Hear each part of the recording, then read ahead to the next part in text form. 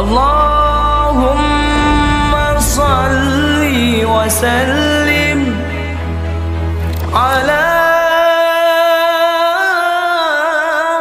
sayyidina Muhammadin.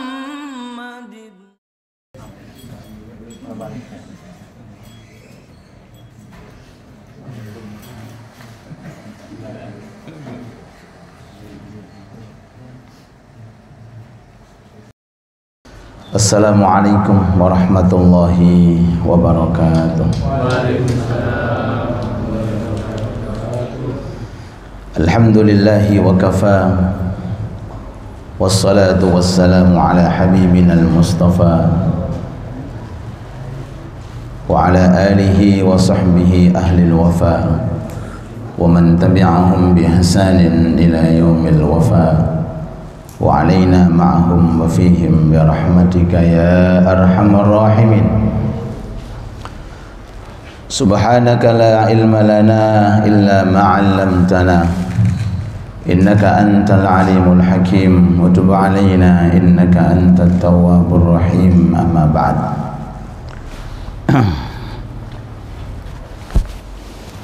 Hadirin hadirat yang berbahagia, sesepuh bini sepuh yang kami muliakan, khususnya seluruh jajaran takmir musholla kita bersama Darussalam dan segenap para jemaah sekalian yang senantiasa mudah-mudahan diberi oleh Allah Ta'ala umur yang panjang serta barakah, dan diberi oleh Allah Ta'ala insyaallah selalu dalam naungan rahmat dan kasih sayang dari Allah. Amin ya rabbal alamin.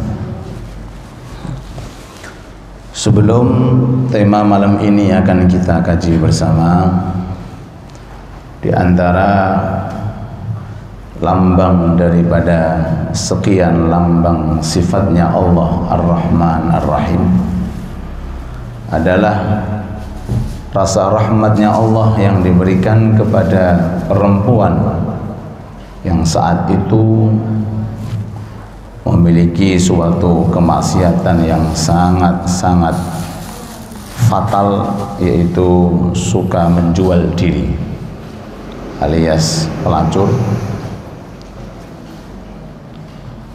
Berkat rahmatnya Allah berupa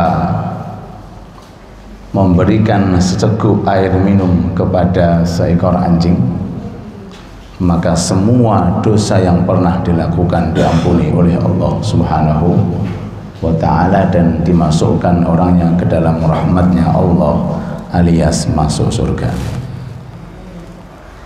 Begitu pula kalau kita mau menghayati fadilah dan kelebihan yang diberikan oleh Allah Ta'ala dalam setiap majlis ilmu yang kita hadiri. Dalam suatu riwayat, Baginda Agung Muhammad sallallahu alaihi wasallam bersabda, menghadiri satu majlis ilmu itu lebih utama di sisi Allah daripada orang mengerjakan 1000 rakaat. Orang mengerjakan sholat sebanyak 1000 rakaat, capeknya, letihnya, ngambil waktu yang begitu banyak, itu masih kalah dengan pahala yang diberikan oleh Allah Ta'ala satu majelis taklim yang kita hadiri. Alhamdulillah. Nah, kalau seandainya orang mengatakan masa mungkin, nah, kenapa kalau hal semacam ini tidak bisa ditemu oleh akal, sedangkan pelacur yang begitu banyak dosanya hanya seceguk air saja kepada seekor anjing saja sudah membuat orang itu masuk ke dalam surga. Kalau kita mau menghayati lagi, khususnya warga musholla Darussalam, kalau kita mau istiqomah fokus di musholla kita, tiap minggu kita mengkaji rutinan Al-Fakir ini 4 kali, nanti Ustadz Hilmi juga 4 kali, berarti 8 kali, berarti 8.000. Satu bulan pinten? 8.000 rakaat. Itu kalau fokus untuk mushola kita tercinta salam. Nggih. Huduru majlisi ilmin, hadir majlis ilmu afdal, lebih utama min salati alfi rakaah, daripada salat 1000 rakaat. Berarti kalau 1 bulan seandainya 8 rutinan di musola kita, berarti berapa ribu niku? 8.000. Masya Allah. Ada orang 1 bulan kalau dicek pahalanya lebih besar daripada melakukan sholat 8.000 rakaat. Itu belum kehitung daripada rawatibnya, belum kehitung daripada sholat fardunya. Itu kalau kita fokus satu musola ini. Belum kalau seandainya kita ada waktu di masjid lain, di musola lain. Mudah-mudahan Allah berikan kepada kita panjang umur dan berkah, amin ya rabbal. Dan ini menunjukkan daripada bentuk rasa rahmatnya Allah kepada kita semuanya. Sehingga Al-Imam, salah satu ulama besar, namanya Imam Hasan Basri, itu kalau singgah di salah satu tempat, di tempat itu beliau nggak disuruh ngajar atau nggak ada orang yang belajar. Duduk di salah satu tempat, kok gak dikongkon ngaji, kok gak ono ngaji, pindah. Dia katakan ini daerah mati. Oh, ini namanya daerah mati. Baldatun tamam laisa fiha ilmun yuhya. Ini namanya daerah di dalamnya tidak ada ilmu yang dihidupkan. Sampai segitu. Tapi kita bersyukur, alhamdulillah, di daerah kita masya Allah di musola ada pengajian, nanti di masjidnya ada pengajian, di masjid sekitar kita, di musola sekitar kita masya Allah diisi oleh pengajian.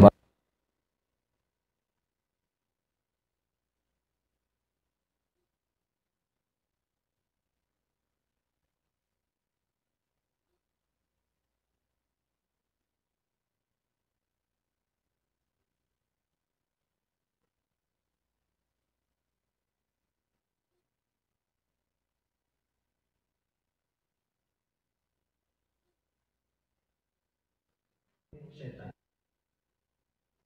Artinya setan kalau lihat ini perbuatan itu paling gak suka, paling dibenci,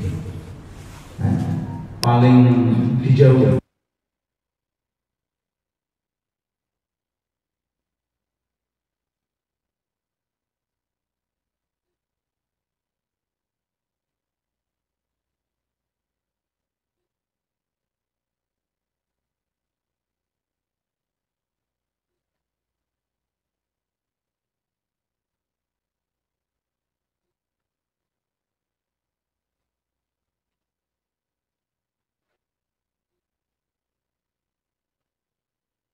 Ini adalah tidak disukai oleh setan dan paling tidak disukai didengar oleh setan.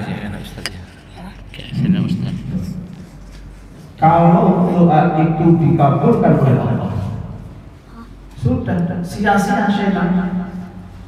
Sekian amalan, sekian perbuatan yang pernah digodakan oleh syaitan, itu semuanya lenyap, ludes, habis, dikatakan apa? Terkabulnya doa permintaan apa? Husnul khotimah. Mudah-mudahan kita semuanya husnul khotimah, khususnya para pejuang-pejuang dari kalangan muslimin yang ada di Gaza dan Palestina. Mudah-mudahan kita dapatkan husnul khotimah, amin ya rabbal alamin. Kurang oke, baru 2. Enggak. Allahumma shalli ala Muhammad. Mudah-mudahan berkah manfaat, amin Allahumma amin.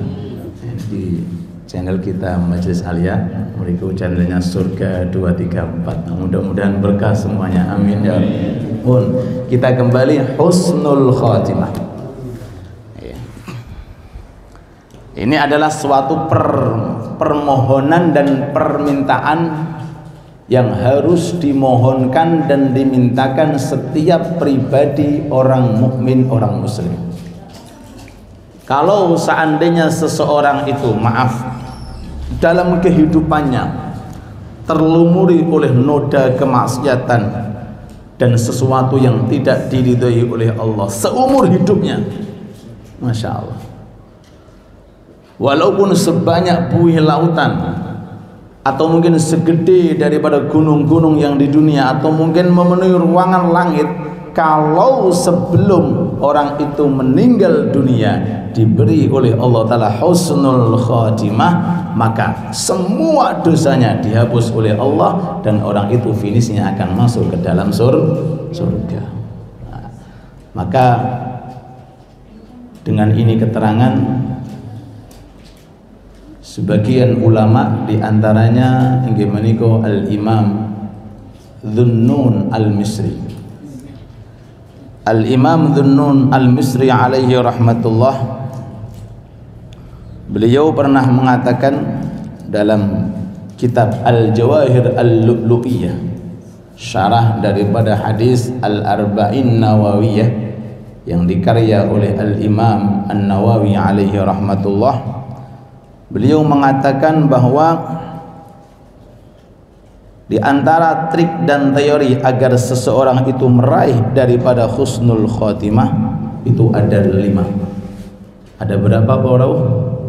Ada 5. Yang mengatakan adalah Al-Imam Dhunnun Al-Misri alaihi rahmatullah.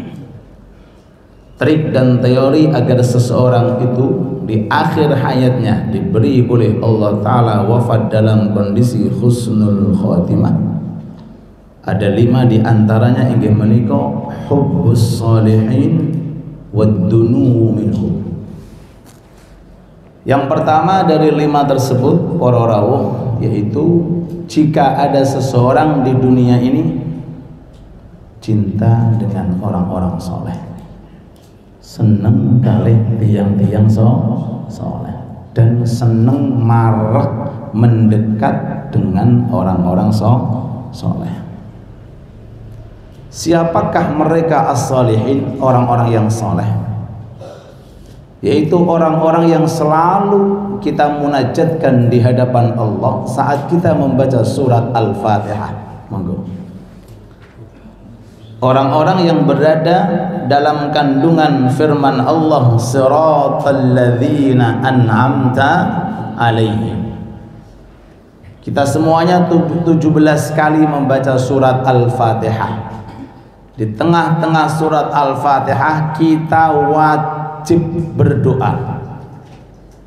Kalau tidak berdoa dengan doa ihdina, maka sholat kita enggak sah. Lah, di antara doanya inggih menika siratal ladzina an'amta alaihim, jalannya orang-orang yang sudah jelas mendapatkan tiket masuk surga. Alladzina an'amta, orang-orang yang sudah mendapatkan nikmat berupa surga. Jadi finishnya sudah berada di dalam surga, sudah dinas masuk ke dalam surga. Dan kita 17 kali khususnya dalam sholat 5 waktu, belum kita ambil rawatib qobliyah dan ba'diyahnya, monggo kita fokus dengan kehadiran hati kita dan kekhusyuan kita serta keikhlasan kita untuk meminta mudah-mudahan diberi oleh Allah Ta'ala petunjuk seperti petunjuknya orang-orang yang sudah mendapatkan surga, yaitu an-nabiyyin, para nabi, yaitu al-mursalin, para utusan, yaitu asy-syuhada, orang yang mati syahid, yaitu as-siddiqin, orang-orang yang mendapatkan predikat jujur, dan yang keempat as-salihin, yaitu orang-orang yang soleh. Hubbus salihin, cinta dengan orang soleh, wad-dunu minhum, dan merapat ngene barisane tiang-tiang soleh akan membuahkan kita hasil ingin meniru orang-orang soleh. Allahumma shalli ala Muhammad. Mau nggak mau mesti ketiru, mau nggak mau mesti kecontoh, mau nggak mau mesti akan ikut berusaha gabung. Sedikit keluar. Mungkin ada yang pernah lihat film Tarzan. Film apa? Tarzan. Manusia. Tapi kumpulnya kali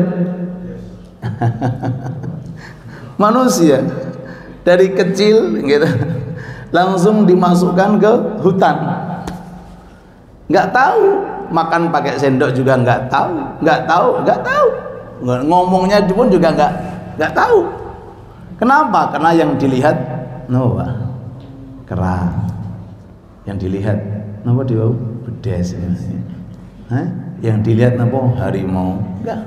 Loh, padahal punya tangan seperti manusia, kepala pun juga mirip dengan manusia, tangan pun juga mirip dengan semuanya manusia, anak manusia. Tapi kok nggak bisa seperti manusia? Karena lingkungan, betul? Karena lingkungan. Kadang-kadang sebaliknya, ada seekor burung ditaruh di rumah, tiap hari digunakan baca Quran rumahnya. Lo kadang-kadang hafal Fatihah, waladhdallin, amin. Regane larang niku miliaran. Burung gak iso maca Fatihah. Loh. Padahal hayawan. Lah kok bisa? Karena lihat lingkungannya. Loh. Nggih, kadang-kadang dia disuruh baca kalimat tauhid la ilaha illallah fasih. Kadang-kadang bisa mengucapkan assalamualaikum. Loh, manusia yang tadi kumpul dengan hayawan di hutan, loh, punya akal, punya hati. Kalau dibelah sama akalnya sama hatinya, tapi nggak bisa kadang-kadang mengucapkan. Bahasanya manusia juga nggak tahu, apalagi bisa Quran, bisa zikir. Alasannya apa? Karena lingkungan itu berpengaruh. Allahumma shalli ala Muhammad. Hubbus shalihin waddunu minhum, cinta dengan orang soleh dan merapat tenggene barisan itu yang soleh adalah salah satu trik yang paling ampuh untuk merubah karakter manusia menjadi lebih baik, menjadi lebih baik. Dulu siapa Umar bin Khattab? Umar bin Khattab sebelum Islam siapa dia? Jahatnya orang jahat. Tuh, pembunuh bayaran. Jangankan itu, Nabi Muhammad sendiri diancam. Umar bin Khattab, setelah masuk Islam, kumpul dengan Nabi, berada dalam lingkungan iman dan Islam, mendengarkan Quran, nangis Umar bin Khattab. Kalau ada Quran dibaca, nangis Pak Umar bin Khattab. Dan dulunya lingkungan jahiliyah yang dilihat cuma maksiat, yang dilihat hanya kekerasan, yang dilihat perampokan, yang dilihat pencurian, pembunuhan, bi'ah jahiliyah. Tapi setelah menampakkan Islamnya di hadapan Nabi Muhammad, dan itu barokah doa Nabi Muhammad, Islamnya sahabat Umar. Setiap Quran dibacakan melelehkan air mata Pak. Loh, dulu keras na'udzubillah, sekarang lembutnya Masya Allah. Nah, ceritanya keluar sedikit. Waktu itu sahabat Umar bin Khattab sedang duduk dengan Abu Jahal di, bahasanya, di dekat dengan Ka'bah. Jadi kalau bahasa sekarang mungkin ngobrol, nyangkruk bareng, sama-sama kufurnya saat itu. Rasulullah berjalan lalu melewati kedua-duanya, berdoa Rasulullah, Allahumma a'izzal Islam bi ahabbir rajulain ilaik. Ya Allah, a'izzal Islam, muliakanlah agamaku ini ya Allah, dengan salah satu di antara dua orang yang paling engkau cintai ya Allah. A'izzal Islam bi ahabbir rajulaini ilaik. Tolong selamatkan ini Islam ya Allah. Doanya Rasulullah. Dengan siapa? Satu di antara dua orang itu yang paling kau cintai menurutmu ya Allah. Ternyata pintu hidayah mengenai siapa? Umar bin Khattab. Sebagian riwayat mengatakan Karena saat itu duduknya Umar bin Khattab beda dengan duduknya Abu Jahal. Makanya duduk sing paling sae dari sekian duduk nek kuat tapi niku duduknya orang ketika tasyahud akhir. Duduk selo niku duduk sing paling sae. Tapi bagi yang mampu nek lemu kok iso ngomong itu kualan. Akeh capek. Nah, duduk yang paling afdol bagi seorang hamba dimanapun berada, kalau seandainya jangan mampu duduk dalam kondisi nopo tasyahud akhir, ikut duduknya seorang hamba di hadapan majikannya. Dan saat itu sahabat Umar bin Khattab di antara keterangan duduknya seperti itu.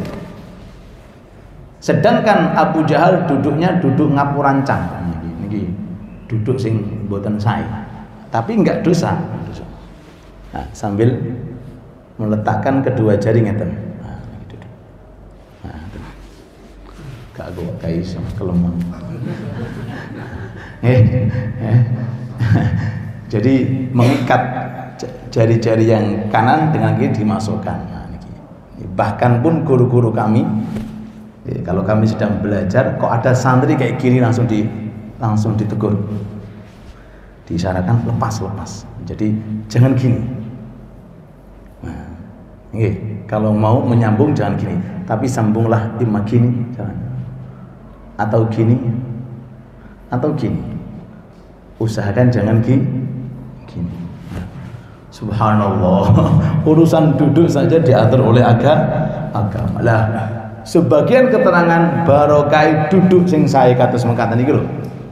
Maka hidayah Allah Ta'ala sampai kepada sinten sahabat Umar bin Khattab radhiyallahu anhu. Kita kembali dulu Umar siapa, sekarang Umar siapa? Keras menjadi lembut. Dulu pembunuh, sekarang subhanallah menjadi orang yang bisa dijadikan sebagai figur suri tauladan untuk orang-orang setelahnya. Apa penyebabnya? Karena cinta dengan orang-orang saleh. Mudah-mudahan kita semuanya insya Allah digolongkan termasuk cinta orang-orang yang soleh. Amin ya rabbal alamin. Ya. Dari ini keterangan ada pepatah Arab mengatakan sahib pakai sod artinya teman. Sahib pakai sin artinya menarik. Artinya teman itu bisa merubah karakter seseorang. Betul Pak? Enggak. Orang itu kalau berteman dengan teman, maaf, ya semisal yang jahat, kumpul aja deh 1 minggu, masya Allah, langsung nular. Kumpul dengan orang yang suka nyelatu, tunggu saja 1 minggu, fasih ngerone. Bukan kok sekedar tahu, fasih. Begitu pula sebaliknya, kalau orang itu kekancan dengan orang yang seneng jamaah, tiap dia jamaah nebeng di belakangnya, lama kelamaan pasti akan ketarik untuk jamaah. Begitu pula amalan-amalan taat yang lainnya. Loh, dan itu hal yang mujarrab. Meniru. Loh, jangankan tadi sudah saya sampaikan. Kadang-kadang di jalan-jalan itu ada kerang, iso sepeda motoran, kerang, iso main, gitu. Loh, kok bisa? Kadang-kadang dikasih apa, bisa menirukan, bisa. Loh, kok bisa? Tergantung daripada ngelatih. Kadang-kadang bisa rukuk loh. Seekor hayawan sujud, dongo barang loh. Itu seekor hayawan, loh, bisa berubah. Kenapa? Karena tergantung dengan didikannya. Loh, yang tidak punya akal, yang statusnya bukan mukallaf, yang tidak mendapati hukum pamerten, karena tiap hari dididik, dilatih, maka bisa menjadi hayawan yang mulia. Bahasanya bisa digunakan untuk ngulik duit barang. Loh, ini manusia dikasih oleh Allah Ta'ala akal, dikasih oleh Allah Ta'ala hati. Apakah tidak bisa berubah ketika kumpul dengan orang yang baik? Pasti akan berubah. Sampai-sampai di dalam ilmu fikih itu diterangkan. Ada orang punya burung raja wali, tapi lulut, ngertos lulut. Lulut itu maksudnya terdidik, jinak.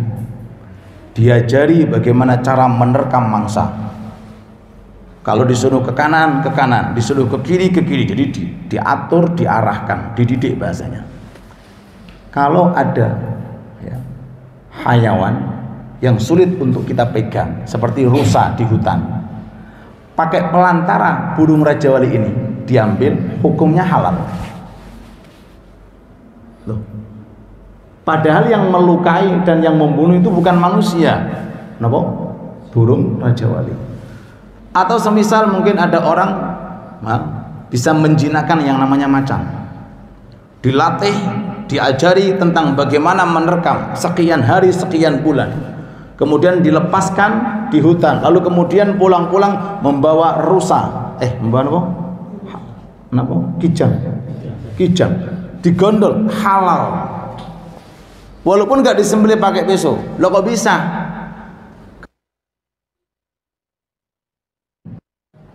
Tapi kalau ada orang tiba-tiba masuk ke hutan lihat ada rusa mati, haram, bangkai. Loh, apa yang membedakan antara kedua-duanya? Sama-sama mati, sama-sama yang menerkam pun juga mungkin singa atau macan. Lah kok ini halal haram? Alasannya halalnya karena yang menerkam adalah singa yang terdidik, raja wali yang terdidik. Perbedaannya antara didikan dengan tidak terdidik. Loh, itu berpengaruh.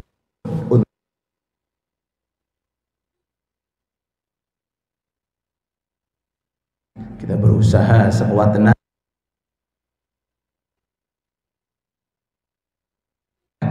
baik itu dengan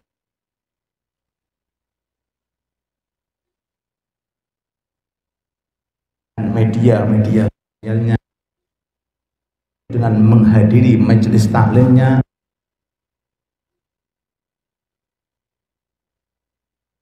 dengan orang yang soleh, menguntungkan dunia sampai ke akhirat. Dari ini keterangan Al-Kahfi jelaslah, nggak perlu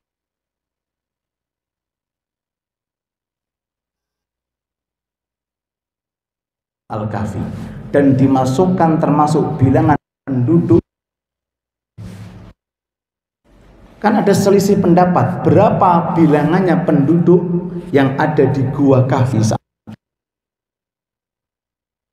Satun sampai pangeran warabiuhum kalbu, 4. Kenapa anjingnya enggak kamu hitung? Ada yang mengatakan khamsatun,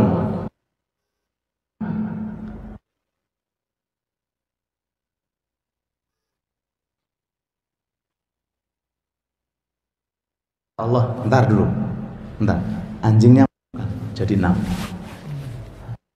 Akhir sab'atun, 7 orang, kata Allah, bentar dulu, wa thaminuhum kalbuhum, yang ke-8 anjingnya. 3 pendapat Allah tidak rela disebutkan. Loh, padahal bukan jenis manusia, hayawan. Bahkan itu termasuk hayawan yang najis Allah sudah haram, sudah najis, tapi kok bisa orang mengatakan namanya di dalam Al-Quran, mendapatkan per huruf menyebut namanya 10 kebaikan. Kalau ada orang baca wakal buhum, artinya kalau diartikan baca anjing mereka, ini loh, kita dapat pahala. Kalbun itu anjing. Kita Al-Quran per huruf dari kata-kata kalbun yang artinya adalah seekor anjing, diganjar oleh Allah Ta'ala berapa? 10 kebaikan. Kalau kita baca sambil wudu 25.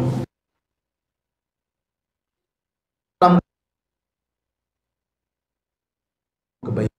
Kalau kita berdiri saat membaca itu, maka 100 kebaikan. Hanya menyebutkan nama tapi hayawan yang saat itu kumpul cinta orang yang soleh, apakah mustahil bagi Allah. Hayawan yang namanya kitmir saja bisa masuk surga karena lambang cintanya, masa tidak mungkin kalau ada orang-orang walaupun ibadahnya nggak begitu banyak, tapi kalau di dalam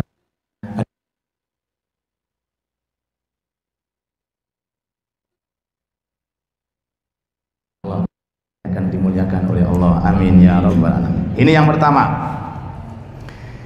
Yang kedua, di antara trik dan teori agar orang itu mendapatkan keselamatan, akhirnya finish menjadi orang yang baik, yaitu dikatakan di sini wasahrul lail. Nah, kita ambil dua saja, kalau ada kita pertemuan lagi insyaallah kita bahas. Wasahrul lail, melek dalu. Napa? Melek dah. Orang kan mulai balu. Sahrul lail. Kalau ada kata-kata sahrul lail mulai dalu di dalam kitab, itu yang dimaksud sholat tahajud. Pada kok nonton sepak bola. Monggo diunjuk. Nggih, sahrul lail. Melek. Nggih. Bahkan didikan orang-orang dulu, anaknya yang masih kecil, yang belum balik, itu dibangunkan dikasih dolanan, mainan. Orangnya bangun kasih main-mainan, dolanan.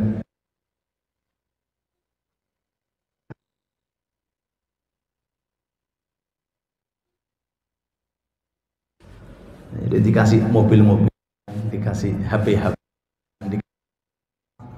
Wah, masya Allah ini.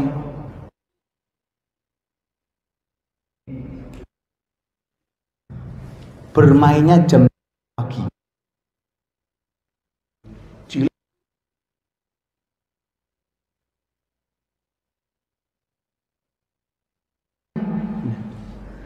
Bahkan ada yang lebih di antara itu. Kalau sudah bapak ibunya itu supaya nangis.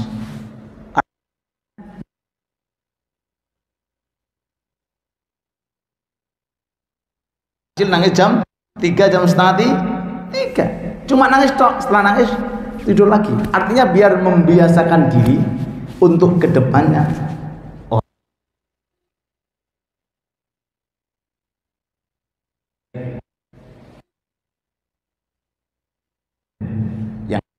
Adalah pertiga terakhir orang itu sedang tahajud hadapan Allah. Dari ini keterangan ingin saya mencontohkan, dan ini pun juga dikutip oleh para ulama. Kita tahu domba, kambing itu tiap hari berapa disembelih? Banyak loh Pak. Enggak ya? Domba itu dodolan sate tiap malam. Acara ini nyembelih kambing. Pertanyaan, kok udah habis-habis? Sedangkan yang satunya namanya seekor anjing. Yang tadi kita ceritakan tentang kemuliaannya. Anjing itu menurut survei membuktikan nek nganak itu berapa? Nggak pernah ngecek juga, sama ya? Nggih, antara 7, 8 bahkan 10. Pernahkah kita lihat anjing berkeliaran?